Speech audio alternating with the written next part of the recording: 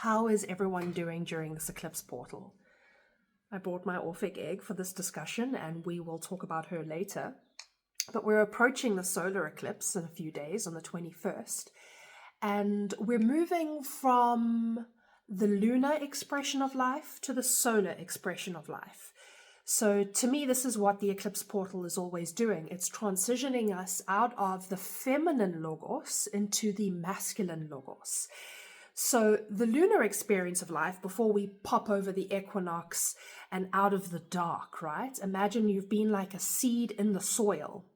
You've been in the dark earth and water. We've been in the root and the sacral chakra. So we've been inside the feminine expression or the lunar expression of life, which is emotions, intuition, dream, non-linear,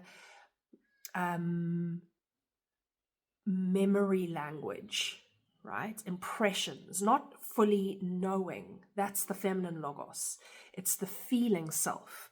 And as we cross into the solar, right, imagine it's like this little sprout comes through the soil, and it's no longer inside the density of earth and water gestating and feeling its way through. It breaks into the light of fire, the sun, and air.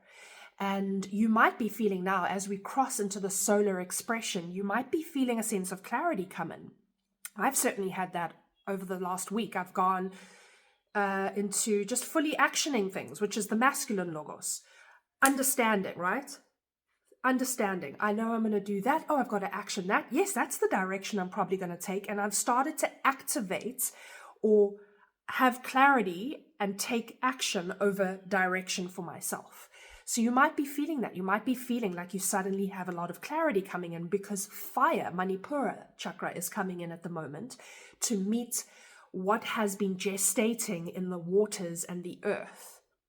Now, what I do want to say, okay, so here's the orphic egg, right? So imagine that this is the void of creation, right? And this is the representation of the great primordial mother. The goddess of the void is the first goddess.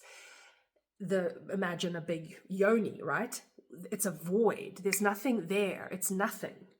But it holds all potential, right? And in Taoism, they would call this wuji, and they just have it shaped like a circle, right? There it is. It's an egg. What is that? Well, all forms of things exist in this egg. Anything conceivable can exist in the egg.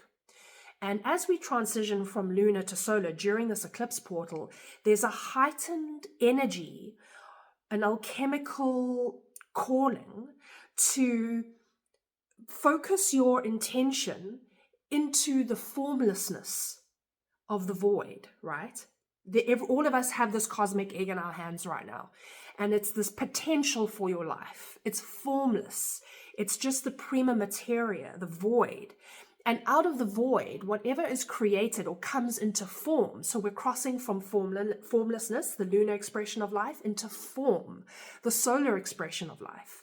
So whatever takes form will take form based on your own intention and what you take action toward, especially during this window. So I've said it multiple times, I don't look at anything devastating or anything else during the eclipse window, because it's almost like at lunar eclipse, the shutter of the camera opens in terms of my consciousness and the collective consciousness. And on solar eclipse, as the sun crosses, the shutter closes, and there's a snapshot in the retina of the mind, on the film of the mind. It's a snapshot of the visions and things that we will be bringing into form as we continue over the next 6 months, right? So, yeah, there's always something crazy that goes down during an eclipse portal. I notice it all the time, and the media gets obsessed with a particular story because, in my opinion, the Kabbalists that run this world are aware of alchemy and Kabbalah, as I am, and during the eclipse portal, we are imprinting onto the mind, the collective mind, what is going to be recreated, right? So my advice is to just drop everything else and sit with the deepest essence of yourself. So in the work we do in Sophia's Circle with the people that I'm journeying through this alchemical wheel, we've been feeling into our lunar emotional, mystical dream for ourselves over the last few weeks. We've been allowing these visions and symbols to come up without trying to understand them, right? That's the problem. When we're in feminine logos, don't try and be cognitive about it, right? Just allow the weird things to emerge and just sit with them and say, whoa, okay, look at all of these things, these symbols. We're allowing these symbols and impressions and dreams to imprint onto the film of our brains. And right now, as of this week, you might be getting some very clear understanding of the direction to go in. Now, it's important that you actually go in that direction, especially this week, up until the solar eclipse on Sunday, because you are locking in the myth or storyline that will progressively open over the rest of the year. Okay. So this is the orphic egg, it's the cosmic egg, it's formlessness, and whatever emerges out of this egg is based on what you consciously put into it, what your consciousness is doing. And so, as of Virgo, we have the arrival of, it's almost like Christ is starting to grow in us. The baby is growing. Mercury is Christ, right? It's the same thing. Christ, Hermes, Mercury, same principle. So in the myth wheel, something began calling you in March of this year. Think about that, like a call to growth, a call to adventure, a call to expansion, right? Something called. And you've slowly been moving in that direction because that's what the nature of story is doing, which is mother. Mother will move you in that direction. And you might have quite a lot of clarity right now. Think about March and what you wanted. You might know exactly what to do about that now. And that makes sense in terms of where we're at in the myth wheel. There's more clarity, meaning Mercury has come in. Mercury is like clearness in the mind, a kind of nous, an intelligence that is beyond book learning. It's a knowing, it's a clear knowing, Mercury. That's Christ, right? So you know what to do. And my encouragement is that you actually do it. You actually do it. Even in some small way, right? We're not at the end of our story this year. We're kind of halfway through. So I'm taking action and I'm moving the ship in that direction. I'm turning tack. I'm moving in that direction. So yeah, that's my encouragement, so that you can be intentional about the form that you're bringing to the formlessness. We're all given formlessness during an eclipse portal. It's like, here's pure energy. Here's pure energy for you. Here's Wuji. Here we go. Pure energy. It can become anything you like, right?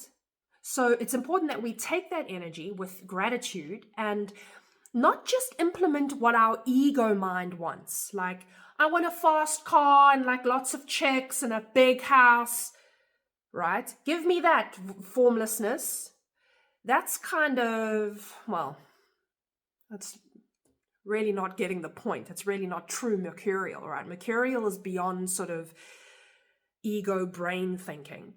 It's whatever your body and your lunar self has been reflecting to you over the last few months. You have come to know something on a deep emotional level. You have come to experience a dream for yourself on a deep level, right? So as we cross from lunar to solar, the masculine energy, the masculine logos is there to bring form for the feminine vision. It's not his little vision. It's not some distorted masculine who's like, I'm going to do this with my willpower. No, whatever has truly been percolating in you from the depths of the waters within is the highest truth for your path. And that's usually scary. Okay, it's not usually like, sometimes it is exciting as well, but there might be a little sense of trepidation and resistance, right? It's not some meaningless law of attraction, manifest your biggest house dream, okay? Maybe that is the truth for you right now. I'm not saying it can't be, but it's not that kind of bullshit cognitive thinking about what form you should put onto formlessness and what you must willpower. Because when you truly align your masculine energy to take action on behalf of your feminine, which is your inner child, the feminine is the inner child that knows the dream, has the vision, wants to play, wants to be free, wants to create, wants to walk in its fullness, and the biggest abundance, right? That thing inside you, if you take action on behalf of that thing, that's sacred masculine energy at play. Because you're protecting the feminine, you're protecting the child. The feminine is the inner child. It's the dreamer in you. It's the one that lives in the Garden of Eden, which is the truth. The adults in the room is like, no, you can't have that. You can't possibly live that dream. That can't possibly be your vision. That can't possibly be your creation. Be practical. Stay inside the matrix. This is a distorted masculine energy right now I'm expressing to you, because I'm undermining the thing that wants to blossom and burst and sprout out of the soil, right? And this is a very pivotal time of year because this energy, this dream wants to take form. It needs to take form. It wants to fulfill us. But there's a part of us that doesn't trust that we're allowed to have that we are allowed to apply our full energy to our own deepest dream, right?